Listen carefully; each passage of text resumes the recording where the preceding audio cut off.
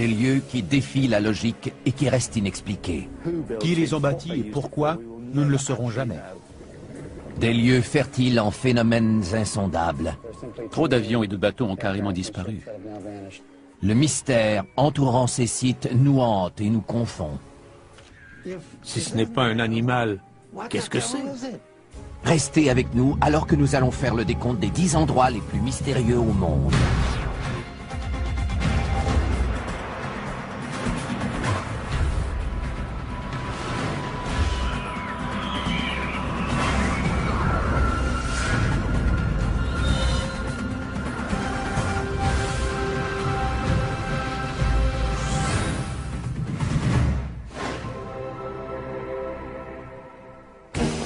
Ce sont des énigmes, des endroits mystérieux que ni le temps ni la science n'ont réussi à expliquer. Les légendes qui entourent ces endroits ont donné naissance à de bonnes histoires à raconter et nous mettent au défi de trouver une explication rationnelle. Des scientifiques et des passionnés consacrent leur vie à tenter de trouver une explication à ces phénomènes. En 10e position de notre décompte, les anciennes cavernes qui ont le pouvoir mystérieux de rendre insensibles à la douleur tous ceux qui ont la foi. Ils admirent ceux qui se piquent avec des aiguilles et qui ne saignent pas.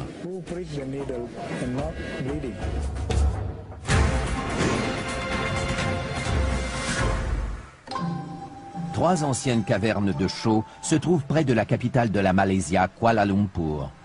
Ces cavernes s'élèvent à 55 mètres au-dessus de la jungle avoisinante. Ces cavernes, qu'on appelle les cavernes de Batu, abritent un temple hindou et sont la résidence du dieu hindou du pouvoir, le seigneur Murugan. Des millions de gens viennent ici. Pourquoi croyez-vous que tant de gens viennent prier ici? C'est parce qu'ils croient que le seigneur Murugan est un dieu puissant qui fait des miracles. C'est ce qui le caractérise. Souvent représenté avec une lance qui est, croit-on, la source du pouvoir du seigneur Murugan, les hindous s'adressent à celui-ci pour le supplier de faire une intervention divine. Mais c'est au cours du festival annuel de Thaipusam que les foules se pressent aux cavernes de Batu et font un pèlerinage pour expier leurs fautes et remercier leur dieu. Pour expier leurs fautes, les fidèles choisissent souvent de commettre des actes d'automutilation en se servant d'une lance, le symbole du seigneur Murugan. Le seigneur Murugan dit que si nous sommes purs, nous pouvons nous transpercer ou même nous tirer une charge avec des crochets dans la peau. Les fidèles disent ne pas ressentir de douleur lorsqu'ils s'infligent des blessures et, fait encore plus étrange, les blessures ne saignent pas. Bien des gens demandent, mais pourquoi ne saignent-ils pas? C'est ça le miracle du seigneur Murugan. Les fidèles attribuent ce miracle au dieu qui réside dans les cavernes de Batu. Lorsque vous leur demandez s'ils ressentent de la douleur, tous vous répondent que non, et que c'est grâce au seigneur Murugan. On pense que les croyants entrent en transe aussitôt qu'on les transperce et ils deviennent ainsi insensibles à la douleur. Le fakir Moussafar, expert en la matière, pratique depuis plus de 50 ans des rituels de perçage comme ceux que l'on voit à Thaipusam. Il croit que cette insensibilité à la douleur relève davantage du domaine de la psychologie que de celui des croyances religieuses. En fait, nous jouons et nous transformons le corps physique. Et chaque fois qu'on fait quelque chose comme ça, on a la possibilité de transcender et d'atteindre un autre état de conscience. Ceux qui participent à ces rituels doivent aussi se soumettre à l'épreuve du temps. Chaque sacrifice dure en moyenne 8 heures. Pour ces gens, les cavernes de Batu sont synonymes de force spirituelle. On voit que le dieu peut faire des miracles. Les cavernes de Batu, où ont lieu chaque année ces rituels étonnants, méritent la 10e position à notre palmarès. En 9e position, un groupe très ancien de mégalithes. Leur existence ne fait pas de doute, même si leur fonction demeure toujours un mystère. C'est un endroit spécial. Qui l'a bâti et pour quelle raison, nous ne le saurons jamais.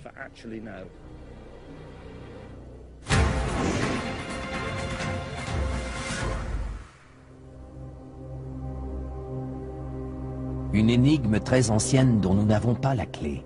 L'étrange groupe de piliers préhistoriques que l'on connaît sous le nom de Stonehenge se dresse, silencieux, dans la campagne anglaise depuis 3500 ans.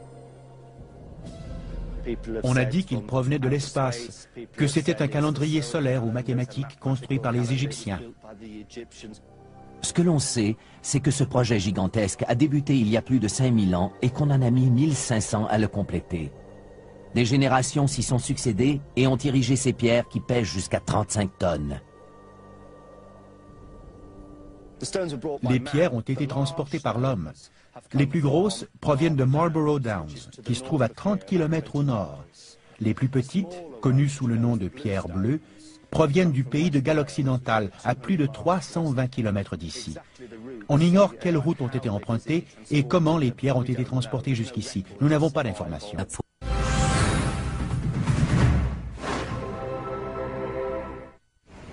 Au 8e rang, une base militaire américaine entourée de secrets même si son existence ne fait aucun doute. Avez-vous une idée du nombre de gardiens de sécurité là-bas? Pourquoi?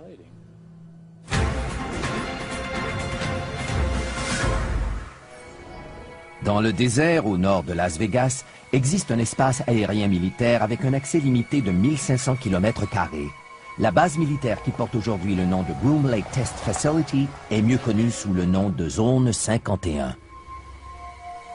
Tapi au fond de ces collines inhospitalières, l'endroit est si secret que les intrus sont avertis qu'ils risquent la mort s'ils pénètrent dans ces lieux. Malgré des mesures et des dispositifs de sécurité imposants, le gouvernement américain nie l'existence de ce lieu depuis 50 ans. Jusqu'à tout récemment, le gouvernement était réticent à reconnaître que des expériences étaient menées à cet endroit. Steve Aftergood est analyste à la Fédération des scientifiques américains, une organisation qui se consacre à la diffusion d'informations confidentielles. Les Américains sont de nature rébarbative quant aux secrets qui entourent certaines choses. Pourquoi veulent-ils garder le secret? Ont-ils quelque chose à cacher? La Zone 51 doit sa réputation au mystère entourant un événement insolite qui s'est déroulé à Roswell, au Nouveau-Mexique. Le 8 juillet 1947, les militaires annoncent que les restes d'une soucoupe volante écrasée ont été récupérés. Quelques heures plus tard, la nouvelle est démentie. Ce qu'on pensait être une soucoupe volante était en fait un ballon météorologique. Le démenti du gouvernement est perçu comme une tentative d'étouffer l'affaire. L'affaire Roswell, à cette époque, a fait beaucoup de bruit. Selon moi, le scénario le plus plausible est que s'il y a vraiment eu un écrasement de soucoupe, je suis sûr qu'ils ont fait analyser les débris sur place à Groom Lake afin d'intégrer cette nouvelle technologie à nos connaissances en aérodynamique. Cette théorie reçoit un appui en 1989 lorsqu'un ancien employé de la Zone 51, Bob Lazar, déclare avoir visité l'intérieur d'un vaisseau spatial extraterrestre alors qu'il travaillait à la base. Ces dessins ont été faits pour illustrer son témoignage. C'est au cours de ma seconde visite que j'ai compris que cette épave était en fait un vaisseau extraterrestre. La boîte de Pandore est ouverte et provoque l'apparition d'une génération d'inconditionnels de la Zone 51, comme Yor Garneau. Il y a là-bas une base dont le gouvernement s'entête à nier l'existence. Et en réalité, on n'en sait absolument rien. Malgré que la base soit entourée par plus de 35 000 hectares de terre appartenant à l'armée, les montagnes des alentours offrent une vue imprenable sur la base secrète.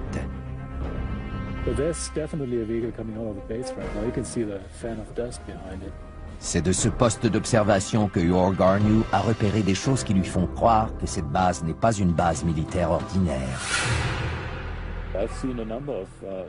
J'ai vu d'étranges lumières dans le ciel qui provenaient d'avions qui faisaient des manœuvres très inhabituelles. Un des avions que j'ai pu observer n'était qu'un fuselage, sans ailes. Yor Garneau n'est pas le seul à avoir aperçu des choses étranges. Il existe plus de 2000 rapports concernant des objets volants non identifiés qui auraient été repérés dans l'espace aérien de la base du Nevada. Je pense qu'on perd notre temps à épiloguer sur les extraterrestres, les ovnis et toutes ces choses-là. En réalité, ce que l'on fait là-bas depuis approximativement 50 ans, c'est de développer et tester des avions militaires à la fine pointe de la technologie. Le secret entourant toutes ces opérations continue d'alimenter les soupçons. Je ne peux ni confirmer ni infirmer l'existence d'un vaisseau spatial extraterrestre. Je pense que les fonctionnaires peuvent tirer une leçon de cette histoire. Si c'est trop secret pour en justifier l'existence au peuple américain, cela signifie que ces mesures sont tout simplement trop secrètes. Pour avoir réussi à mystifier les Américains pendant un demi-siècle, la Zone 51 vole jusqu'à la 8e position de notre palmarès.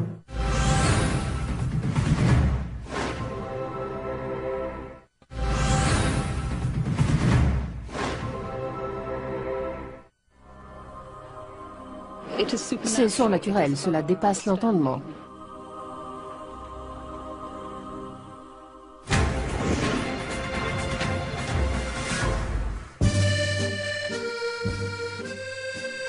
Niché au pied des Pyrénées dans le sud-ouest de la France, se trouve le sanctuaire de Notre-Dame de Lourdes. Tous les ans, plus de 6 millions de malades et d'infirmes y font un pèlerinage en espérant un miracle. J'ai été témoin d'une foule de petits miracles qui se sont produits ici. Les gens disaient « c'est une coïncidence », mais c'était plus qu'une coïncidence. Le premier miracle se produit tôt au printemps de 1858, lorsque les Soubirous, de pauvres fermiers, envoient leur fille Bernadette, âgée de 14 ans, chercher du bois dans la forêt. Bernadette a enlevé ses chaussures pour traverser le ruisseau et aller dans la grotte pour trouver du bois. Elle a entendu un bruit comme un souffle de vent. Elle n'a rien ressenti, n'a rien vu, mais lorsqu'elle a relevé la tête, elle a vu la Vierge Marie dans une crevasse. Bernadette rapporte qu'au cours des 5 mois suivants, la mystérieuse dame de la grotte lui apparaît 17 fois. La dame demande à Bernadette de dire au prêtre de faire de ce lieu un lieu de recueillement et d'y construire une chapelle. Le curé de la paroisse, pas très enthousiaste, lui dit que si cette dame voulait une église, elle devait d'abord se faire connaître. Bernadette retourne donc à la grotte et lorsque la dame lui apparaît, elle lui demande « Quel est votre nom ?» et elle lui répond « Je suis l'Immaculée Conception ». Le curé enquête sur les apparitions et 4 ans plus tard, il consent à ce qu'une chapelle soit construite sur les lieux. Cette chapelle sera nommée le sanctuaire de Notre-Dame de Lourdes.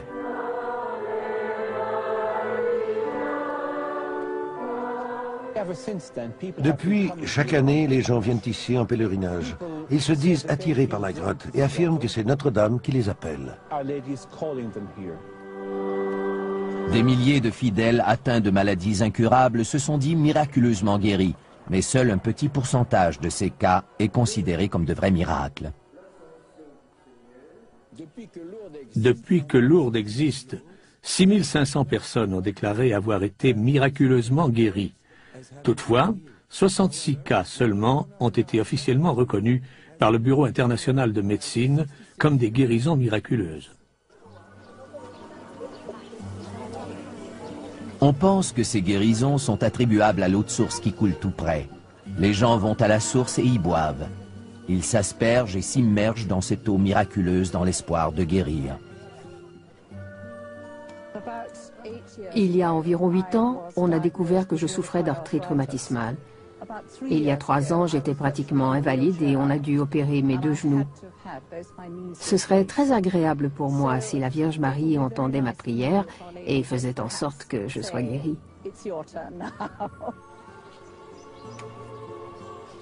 Nos prières ne sont pas toujours exaucées, mais cela arrive à quelques-uns d'entre nous et cela nous réconforte tous. Nous savons que Dieu entend nos prières. Des médecins croient que ces guérisons miraculeuses sont attribuables à l'effet placebo. Nous devons mettre un terme au mythe à propos de l'eau.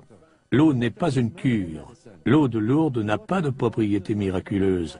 Cette eau a été analysée par les plus grands laboratoires du monde.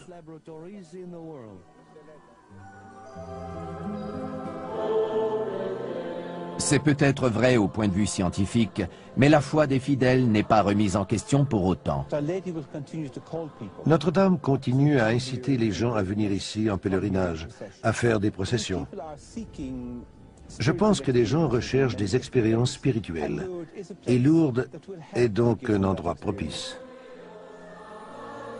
Pour avoir su perpétuer la foi, le sanctuaire de Notre-Dame de Lourdes apparaît au 7e rang de notre palmarès.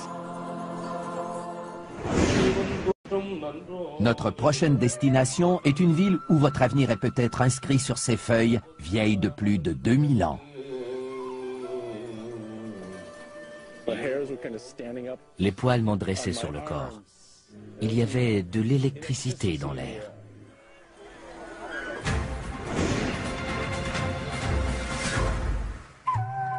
Il y a environ 2000 ans, à l'époque du Christ, 7 sages indiens appelés les Saptirashi ont écrit sur des feuilles de palmier les grandes lignes de la vie de toutes les personnes qui vivent sur la terre. 1200 ans plus tard, les feuilles sont découvertes dans un temple de la ville de Vaishti-Varankoil, l'épicentre de l'astrologie situé dans le sud de l'Inde. C'est ici que vivent les liseurs de Nadi, des astrologues qui depuis 600 ans utilisent les anciens écrits sanscrits pour prédire l'avenir et connaître le passé. Vous ne pouvez lire les feuilles qu'ici. Ce n'est pas pareil si vous apportez les feuilles ailleurs pour les lire.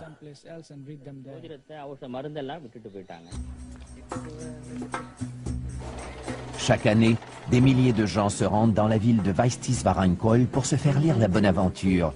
Mais seuls quelques heureux élus verront leurs souhaits exaucés.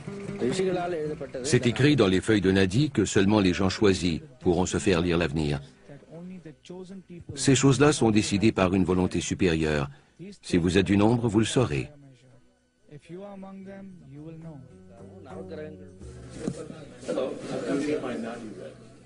Robert Bruce est un écrivain et un musicien américain qui s'est rendu dans le sud de l'Inde pour savoir s'il faisait partie des élus. Se servant de l'empreinte du pouce de Bruce, les liseurs de Nadi consultent des millions de feuilles à la recherche de celle qui a été écrite pour lui il y a 2000 ans. Je viens ici avec un esprit ouvert. Si j'apprends quelque chose sur ma personne ou sur le monde qui m'entoure, je serai très heureux.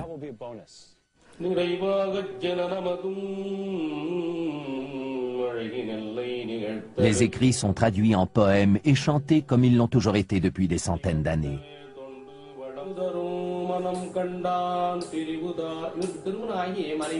You got married but divorced your wife. Yeah. You got married and divorced. இயக்கங்கள். You are a music director by profession. That's right. Yeah.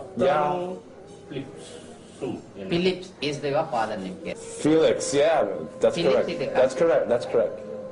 Evelyn. You talking about my mother? Yeah. You got it. That's the Nadi man. That's it. You got it. Your age is 47. 47 running. 47. That's me. You are going to establish an educational institution related to music and use music as an instrument to heal the people by composing the new musical notes. And your face, just your face will become familiar to all almost. La lecture dure 1 heure. Ça a été une expérience extraordinaire. Ils m'ont dit le nom des membres de ma famille, m'ont parlé de mes intérêts qui tournent autour de l'argent. Ce qui m'a le plus renversé, ce sont leurs prédictions d'avenir. Apprendre que ces rêves se réaliseront est une chose terrifiante. Les feuilles parlent aussi de leur propre avenir. Les liseurs de Nadi ont lu dans les feuilles de palmier que d'ici 100 ans, toutes les feuilles vont devenir noires et ne pourront plus jamais être lues. En attendant ce jour fatidique, la ville de Vaishti-Varankoil demeure un endroit où des forces mystérieuses sont à l'œuvre. Je pense que l'on doit accepter l'expérience pour ce qu'elle est, sans la faire passer à travers nos filtres rationnels. Pour avoir dévoilé le scénario secret de la vie des gens, la ville indienne de Vaishti-Varankoil se hisse à la 6e position de notre palmarès.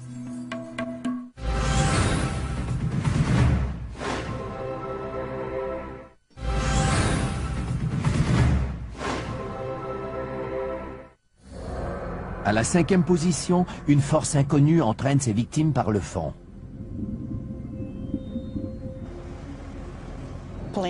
Des avions ont disparu sans laisser de traces dans cette région. Personne ne sait pourquoi.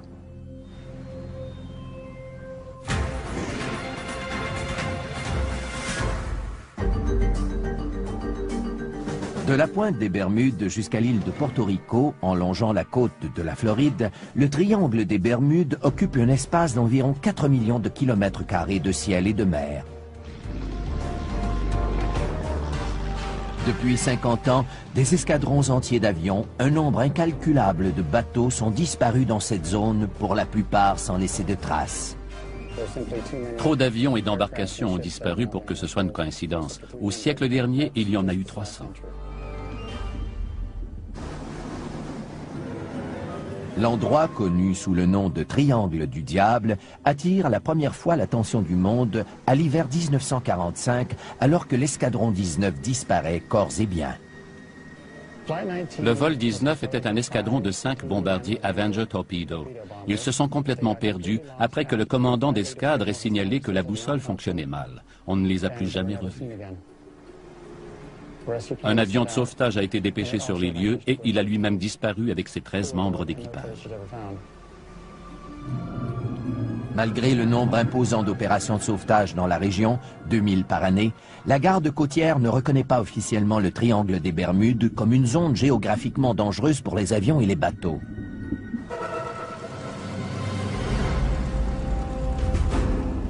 Pour le pilote José Maldonado Torres, le triangle des Bermudes sera à la hauteur de sa triste réputation. Le 28 juin 1980, José et son copilote quittent la République dominicaine et mettent le cap sur Porto Rico. Ils ont quitté la République dominicaine à 18h10 et tout allait bien jusqu'à ce qu'on reçoive un appel de détresse à 20h03.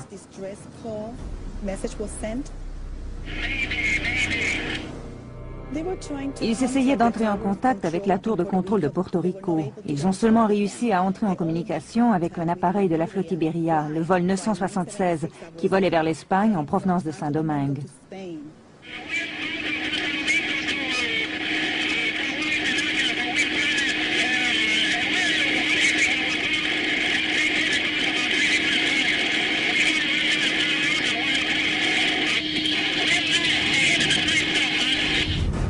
Ce sont les derniers mots du pilote.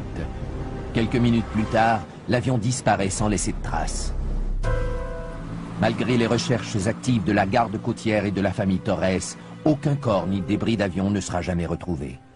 Le pilote Torres a eu le mérite de nous apprendre quelque chose sur ce qui a causé la disparition de son appareil. Le pilote nous indique qu'un objet semblait traquer son avion. Au fil des années, plusieurs hypothèses ont été émises. Les disparitions seraient dues à des ovnis, à des explosions de méthane dégagées par le plancher océanique, explosions qui peuvent déplacer assez d'eau pour couler un bateau, ou encore à des courants marins bizarres. Aucune théorie ne peut expliquer de façon satisfaisante le phénomène du triangle des Bermudes. Il y a trop de cas différents, il y a trop de scénarios différents. On ne peut pas trouver une réponse unique pour tous ces cas. Pour son appétit insatiable d'avions, de bateaux et d'embarcations de toutes sortes, le triangle des Bermudes accède au numéro 5 de notre palmarès. Notre prochaine destination, un réseau de tunnels remplis d'ossements humains qui, mis bout à bout, font 300 km. Les gens ont une curiosité morbide.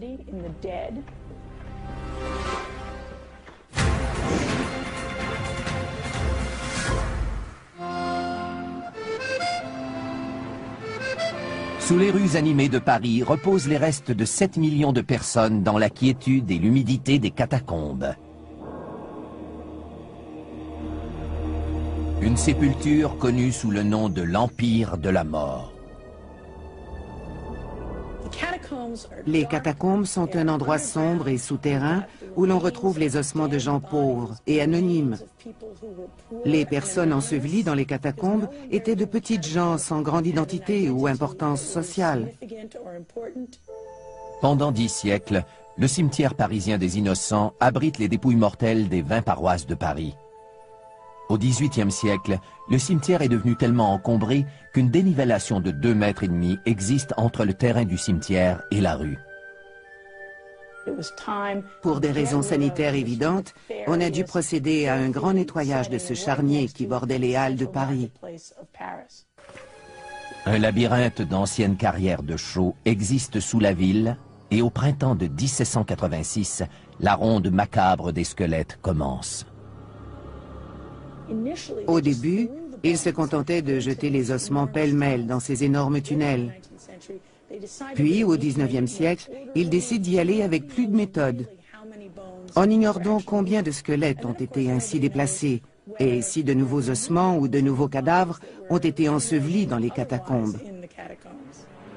Dès le début, les gens montrent de l'engouement pour cette fosse commune. Les visites des catacombes ont commencé presque immédiatement après le transfert des ossements au début du XIXe siècle. Les gens ont une fascination morbide pour la mort. Ils aiment entrer dans les lieux sombres et souterrains, surtout parce qu'ils savent qu'ils pourront en ressortir. Aujourd'hui, la ville de Paris permet aux intéressés de visiter les premiers kilomètres de tunnels qui forment les catacombes. Le reste, près de 290 kilomètres, demeure inexploré et interdit. Pour sa part, le Parisien Ulrich Le Flour ne s'intéresse qu'à la portion interdite des catacombes. Depuis 16 ans, il s'affaire à explorer illégalement la portion défendue des catacombes et à faire des relevés cartographiques des lieux.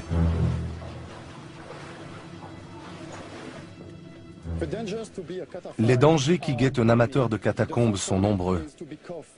Le premier est d'être pincé par la police et le second d'être tué par un éboulis lorsque nous creusons pour élargir un tunnel.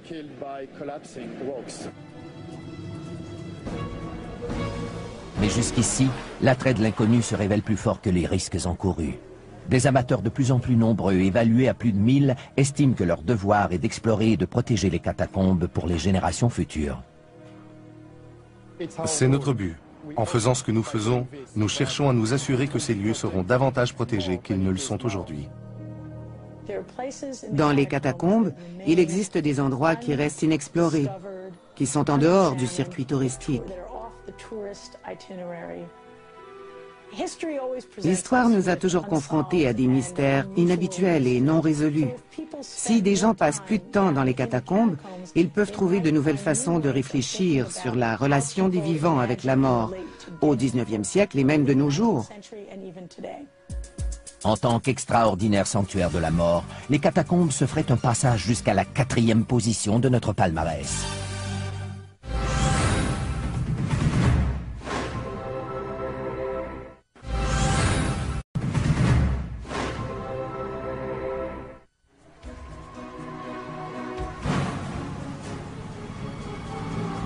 Si ce n'est pas un animal, qu'est-ce que c'est?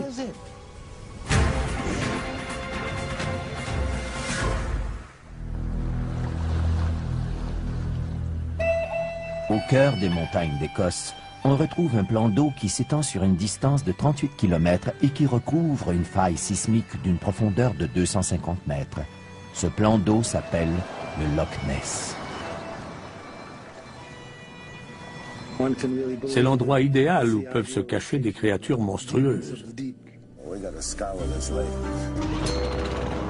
Robert Rines, un diplômé du MIT, a conçu le système radar de dépistage pour le missile Patriot.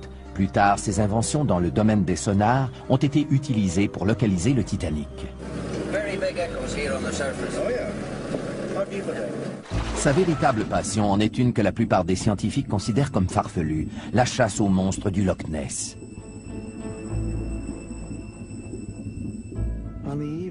Le soir du 23 juin 1972, jamais je n'oublierai cette date, j'ai vu cette immense forme arrondie qui émergeait des eaux calmes.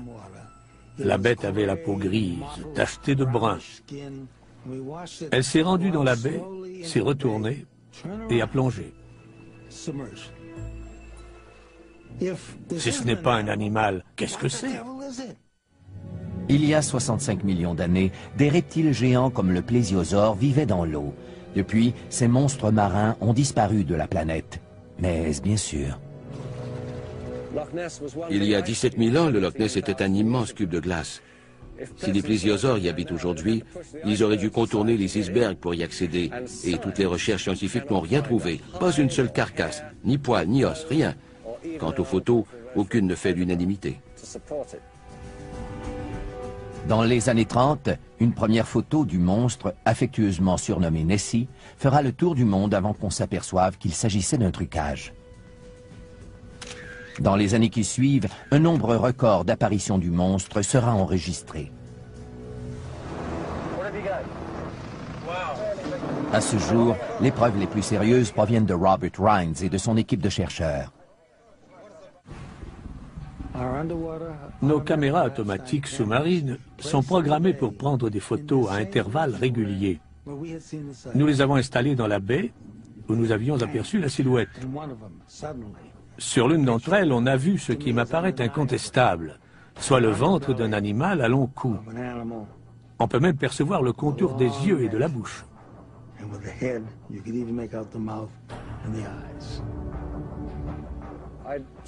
Je dirais que le grand coupable dans toute cette affaire, c'est l'eau trouble du Loch Ness. N'importe quelle photo prise dans ce lac sera controversée, parce que les photos sont rarement claires.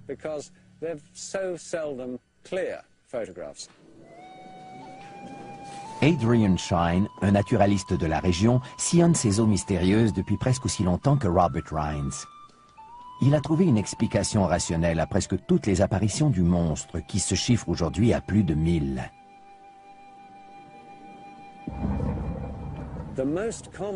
La cause la plus courante de ces supposées apparitions du monstre, ce sont les vagues créées par les embarcations. À la surface du Loch Ness, on voit apparaître de grosses bosses que certaines personnes, beaucoup de gens en fait, confondent avec le dos du monstre.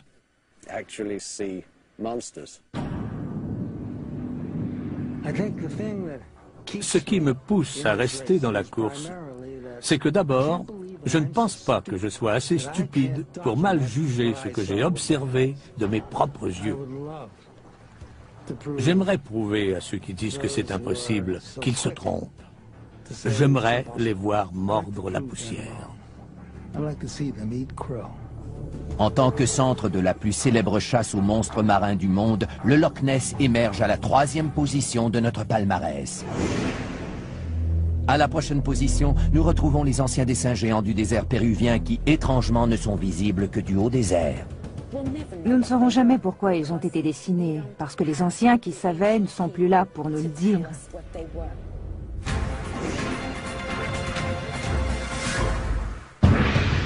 Dans la vallée, au creux des Andes, on peut apercevoir d'immenses dessins d'animaux et des motifs géométriques gravés au sol. Ces dessins, longs de près de 2 km, ont été créés par le peuple Nazca il y a plus de 2000 ans.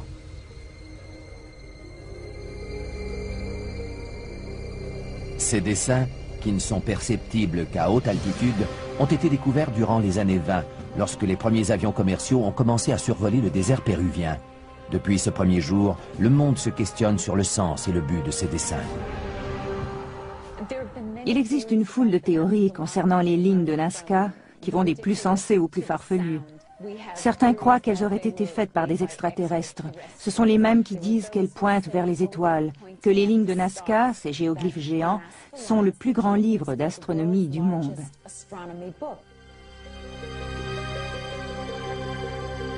L'archéologue Helen Silverman se spécialise dans la poterie Nazca depuis plus de 30 ans et elle a découvert que les images d'animaux et d'humains peintes sur les poteries sont les mêmes qui ont été reproduites dans le désert.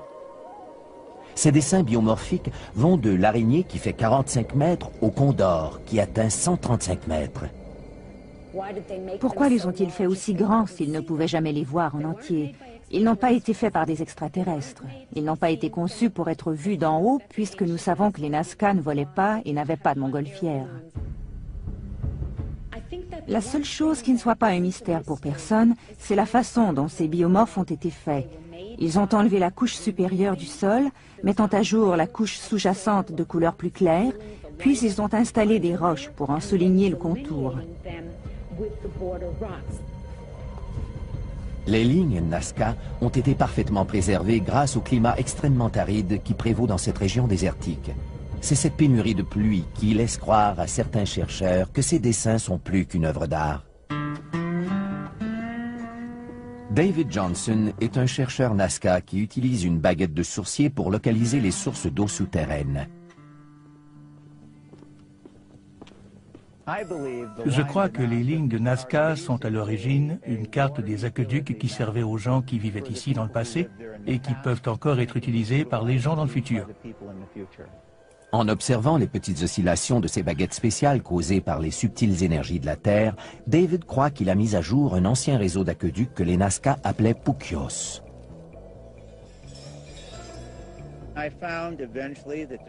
J'ai constaté que les trapézoïdes sont localisés exactement au-dessus de l'endroit où l'eau se concentre dans la couche aquifère. Les triangles, localisés tout près ou sur les trapézoïdes, marquent l'endroit précis où se trouve la faille. J'imagine que les spirales indiquent les courbes et les virages de l'eau qui circulent dans la vallée. La théorie de Johnson, qui veut que les lignes soient une carte de réseau d'aqueducs, n'explique pas les 70 dessins de plantes et d'animaux disséminés à travers la vallée. Les lignes de Nazca resteront toujours une énigme. Pourquoi cette échelle, cette dimension, toute cette magnificence? Et dans quel but précis ont-elles été tracées? Pour avoir converti le sol aride du désert en galerie d'art ancien, les lignes de Nazca sont à jamais gravées à la 2e position de notre palmarès.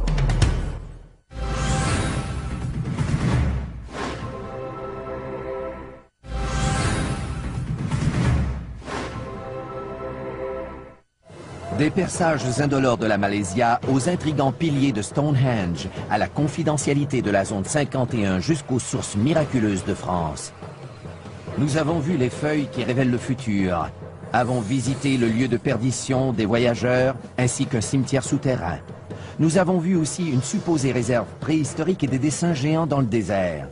Nous avons gardé pour la fin le site le plus mystérieux d'entre tous. L'endroit le plus mystérieux au monde est le berceau de toutes les civilisations. C'est la raison pour laquelle tant de gens ont consacré leur vie à sa recherche. Nos découvertes peuvent changer la façon d'écrire l'histoire.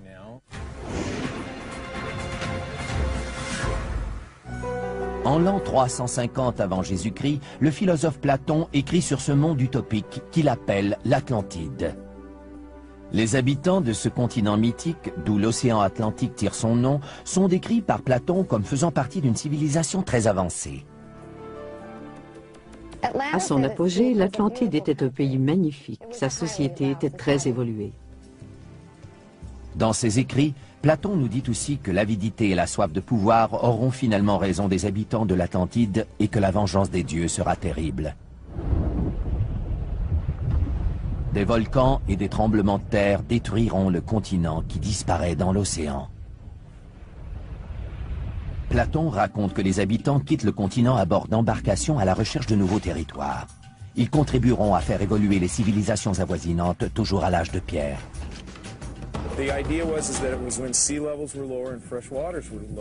Le célèbre archéologue marin Michael Fort accompagne ses étudiants dans le golfe du Mexique à la recherche d'artefacts pouvant confirmer la migration des habitants de l'Atlantide.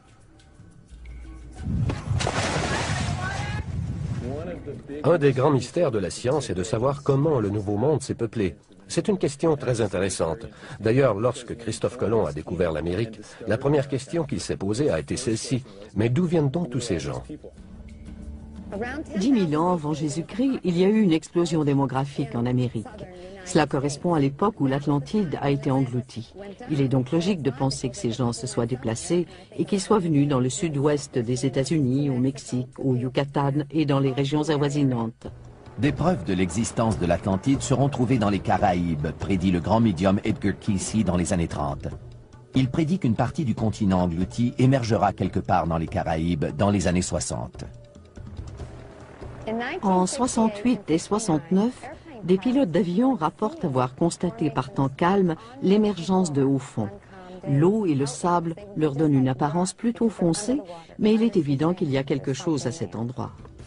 L'étrange formation rocheuse, connue sous le nom de route Bimini, serait, selon les inconditionnels de l'Atlantide, la route qui mène à l'ancien continent ou encore une portion d'un temple englouti. Les autres disent que les deux lignes à peu près parallèles sont l'œuvre de Mère Nature.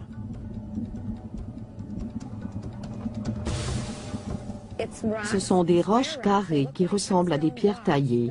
Quelques-unes sont assez volumineuses et ont la forme d'un J. Pour ma part, je dirais qu'elles semblent avoir été taillées par l'homme avant que cette région ne soit engloutie il y a 10 000 ans. À 1500 km de Bimini, dans le golfe du Mexique, d'autres preuves sont peut-être en train d'être remontées à la surface. Michael Ford et ses étudiants ont découvert plus de 2500 artefacts qui, croient-ils, appartiennent à des embarcations de colonisateurs qui se sont implantés en Amérique du Nord en provenance d'endroits comme les Caraïbes.